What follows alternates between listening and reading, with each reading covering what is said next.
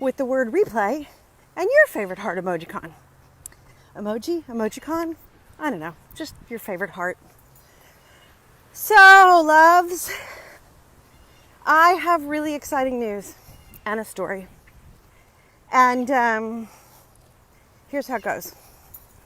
Maybe a month ago, maybe 6 weeks ago, in my little house in Austin, I have this gorgeous porch swing that I love and adore underneath my beautiful tree that you guys have probably heard me talk about before.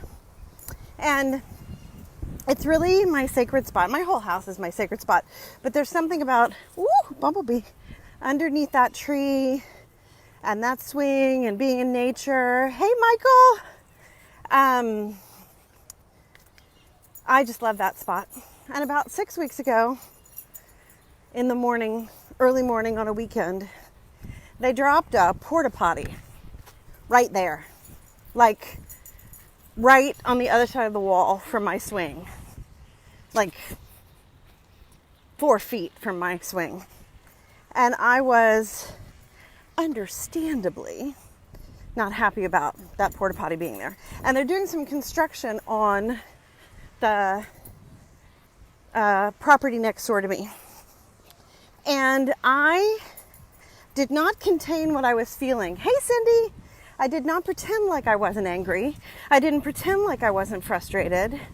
I literally said to the beautiful Miles Stone, who was with me, God love him, I literally said, hey, this is so not okay for me. This is my sacred spot. And I rassafrassed, fully rassafrassed, like, this is not okay with me. I'm annoyed. This is my sacred space. Not okay. From a big, powerful place. Not from a whiny place, but from a powerful place. Wait, you'll have to see these flowers. Hold on, Sook. Look. Look, isn't that gorgeous? Look at those. So pretty. Okay, back to the porta potty. So anyway, blower noise. So I was super upset, right? Like legit. And about 30 minutes later, and I felt okay being frustrated, right? Like, really, this was not okay. And about 30 minutes later, the crew who had been working, I referred to them affectionately as my pirates because they sounded like pirates when they talked. And when the crew got there, the older gentleman who barely speaks any English, smiled at me and said, communicated to me somehow that he was going to move it. And they moved it about, 20 feet farther away from where it had been. Now, I want you to hear this part, really important. If they had put the porta potty where they moved it to, I still would have been upset. Like if they had hey, Suki, calm yourself. If they had originally put the porta potty there, I would have been angry. But because they put the porta potty so close to my house and then they moved it, I was super grateful. So this porta potty became a teacher for me. When I'm truly in my power and I truly say, nope, this doesn't work for me. This isn't okay for me. This is just a no for me. And I can do it from a place of really powerfully knowing what I deserve, what I'm worth, what's okay, what's my truth, what's not okay. And I share that with the people who can hold space for me. Miraculous things happen. So they moved it, right? Which was awesome. Hey, Alan! Love you, man. So they moved it. And today, 6 weeks later, it's gone. Oh, that whole tree fell over. It's gone. They took it away. I have never been so happy about a porta potty in my entire life. But here's the thing that's really interesting. The universe teaches us lessons in so many ways. The universe can use anything. God can use anything to teach us a lesson. You guys hear me talk about my Austin besties all the time. So Allison Crow, one of my Austin besties, I think last week, they're building a school right behind her house up in Liberty Hill. They dropped a porta potty. I'm not kidding. Maybe several porta potties even. Hey, Chris. Right on the other side of her fence. And she too was like, oh man, Porta potties right there. Not okay. Not okay. Not okay for there to be porta potties. And they moved theirs too. And I want you to understand, both of these porta potties got moved without me requesting they get moved. You follow me? It was merely my powerfully saying what works for me and what doesn't work for me with no expectation, but just the pureness of what I'm feeling in that moment. And miracles happen. So, this is one of those places where we have to trust our feelings. And people say feelings aren't facts, and feelings aren't facts. However, they are clues, and they are powerful. And if you treat your emotions like the hands on the compass that tell you where to go, when you're lost, and you need to know where to go. Hey, Robin Brody, you pick up your compass and you look at the hands. Well, if you're emotionally lost, or if you're in an emotional storm, or whatever, if you want to know where to go next, just notice what you're feeling. Just notice what you're feeling and let your emotions be the hands on the compass that tell you where to go, right? That's how we dig for treasure. That's how we mine for the gold in our own lives. And I have asked my Self-Love Masterclass clients to do me a solid. I've asked them all to write down for me why they come to Self-Love Masterclass every Saturday morning. And I'm telling you, the replies that I'm getting are so incredibly powerful. Just so incredibly powerful. And the responses of how just this commitment to self and commitment to self-love and commitment to learning how to work with energy, how to stop being in resistance and be more in flow, has absolutely transformed people's lives. So Self-Love Masterclass is about to open enrollment in a big, powerful way, and I'm about to make some big changes. Oh my gosh, look at these happy little flowers. Look, aren't they so happy? Aw, Suki.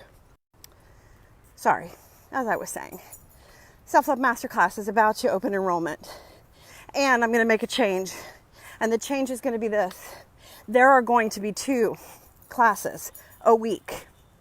And you can come to either one, or you can come to both if you are part of Self-Love Masterclass.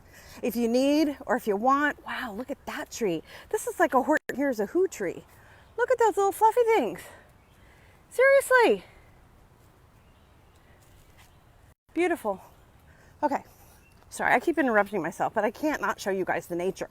And I'm hoping that we'll have some magnolia blossoms soon, because those are my favorite. I haven't seen one yet this year. Might be a little early.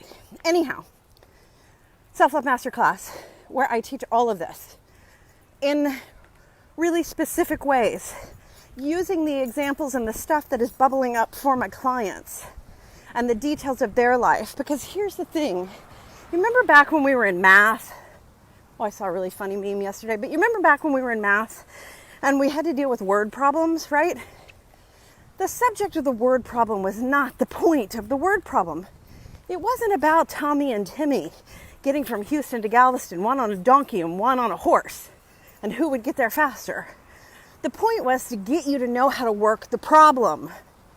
So, in Self-Love Masterclass, these beautiful students and teachers of mine talk about what's up for them. They talk about their word problem, the specifics of theirs. And what is amazing is that it becomes relatable to everyone. So while the details of what are happening in our life may differ, the solutions, the answers, the gold, the way to live a life filled with more love and more joy and more happiness, no matter what's happening, even when we don't like some of the things that are happening, those things are universal. Hi, Jamie. Love you, sweetheart. My cousin, y'all. kissing cousin? Whatever, we're cousins. We're related. Anyway, the solutions are universal. And that's what I'm teaching and what I'm learning alongside of you. Oh, let's see. Here's a magnolia tree. Not yet. That's going to be a blossom, though, soon. Stay tuned. Soon on Self-Love Walk and Talk will be beautiful magnolia blossoms, but not yet. Cindy, Cindy, Cindy. Yes, yes, yes. And that is the biggest reason I show up. It's so gorgeous. And super windy. Sorry, y'all. It's so validating to see other people working through and being human and holding space for them and being witnessed. It's just lovely. Oh, it's super windy. Hey, Cindy, can you hear me over the wind?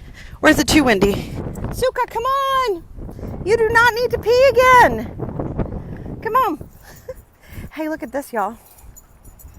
This is one of my favorite. This is the other side of my favorite bridge. Oh, man, I love Austin. Oh, thanks, Cindy. Appreciate you, girlfriend. So that's what's happening.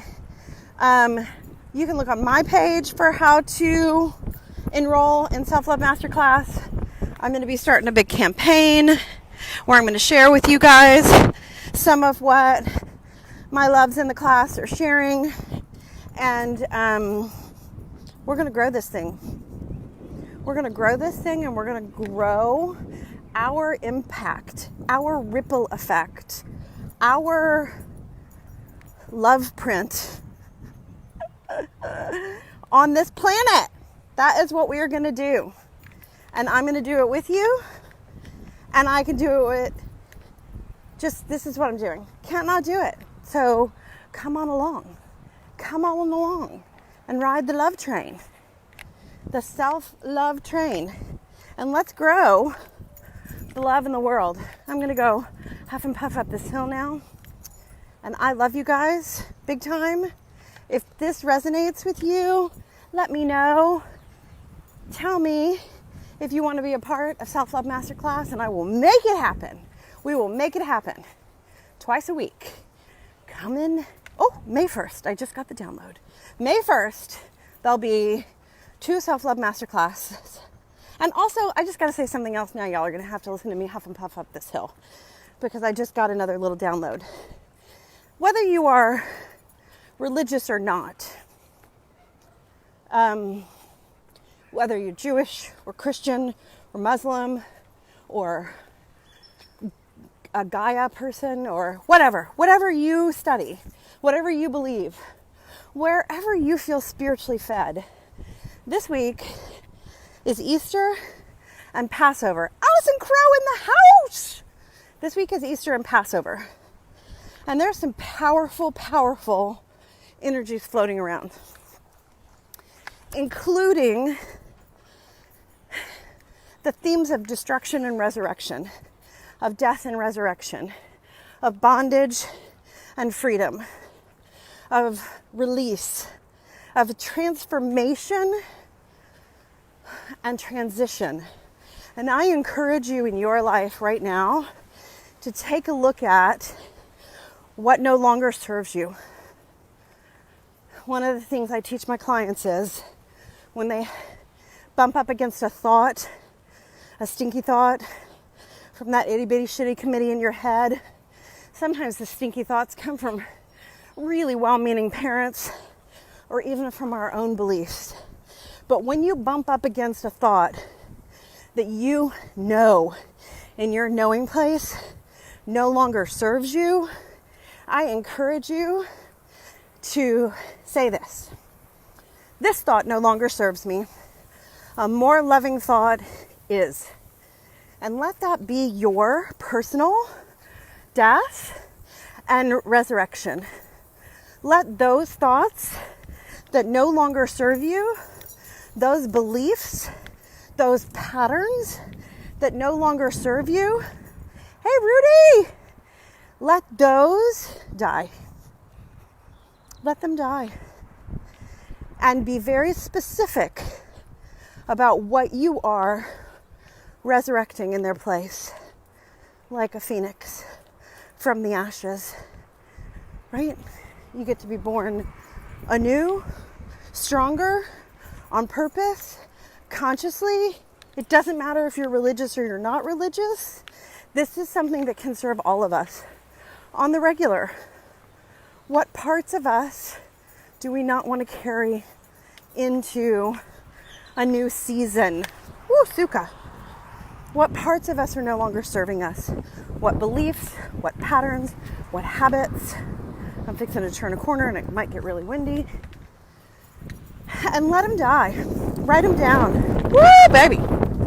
It's going to be a full moon on the 19th. Did y'all know that all Jewish holidays, major Jewish holidays, fall on a full moon? There you go. Some groovy news for you. A little factoid for when you're playing Trivial Pursuit. So it's a full moon on the 19th. That's Friday. And that gives you some time to be in reflection and contemplation. What patterns no longer serve you? What beliefs no longer serve you? What limiting thoughts no longer serve you? And what do you want to replace them with? Write them down. Be specific. If you need help, find me. I'll help you. I will help you. I love you. Tracy Lee, Self-Love Life Coach, signing off. Have a beautiful week. I'll probably see you again real soon.